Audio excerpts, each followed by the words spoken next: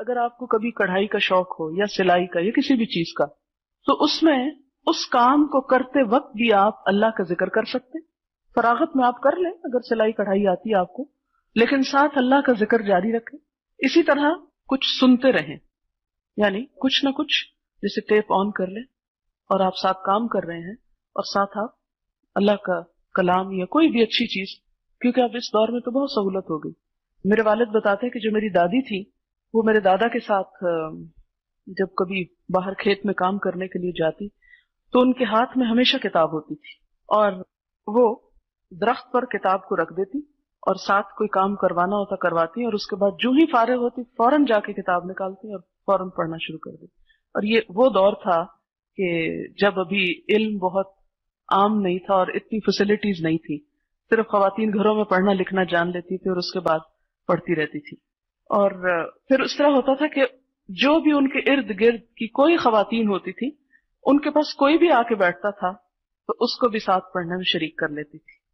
لہذا ان کی مجلس ایک بہت خوبصورت مجلس بن گئی تھی کہ کوئی فالتو بات اس میں نہیں ہوتی. کسی کو غیبت کا کیا ٹائم ملے گا، کوئی کسی ادھر ادھر کے شکوے شکایات سنانے کا یا کرنے کا، کہ جب جو آئے گا اس کو پڑھنے میں لگا لیں گے. تو اس طرح انہوں نے اپنے آس پاس کی بہت ساری عورتوں کو دین کی تعلیم دی، اور اللہ تعالیٰ نے ان کا انجام بہت اچھا کیا. میرے والد نے جب اپنا کام شروع کیا تو سب سے پہلی کمائی سے ان کو حج کروایا، اور جب وہ حج پہ لے گئے تو حج کر چکی تو ان کی وفات ہو گئی اور وہی دفن ہوئی. تو یہ لباس کے ساتھ میں اسے کمبائن اس لیے کر رہی ہوں کہ بسا اوقات عورتیں گھر کے کام میں مشغول ہو کر یہ بہانہ کرنے لگتی ہیں کہ اب ہمارے پاس دین کا کام کرنے کے لیے وقت نہیں رہا. یہ سب سے جھوٹا بہانہ ہے، یہ نہیں ہونا چاہیے. میں ہمیشہ یہ کہتی ہوں کہ آپ ہنڈیا میں اگر چمچ ہلا رہے ہیں اور ساتھ آپ کے ایک بچہ بیٹھا ہے، آپ اس کو سبق سن رہے ہیں اور سنا رہے ہیں اور پڑھا رہے ہیں، کیا مشکل ہے؟ کچھ مشکل نہیں. آپ کریں گھر کا کام، آپ آٹا گوندیں، آپ روٹی بنائیں، آپ کپڑے دھوئیں، آپ کچھ کریں، اور ساتھ اگر کوئی ہے تو پڑھا دیں اس کو، نہیں تو ذکر کرتی رہیں. کیا مشکل ہے؟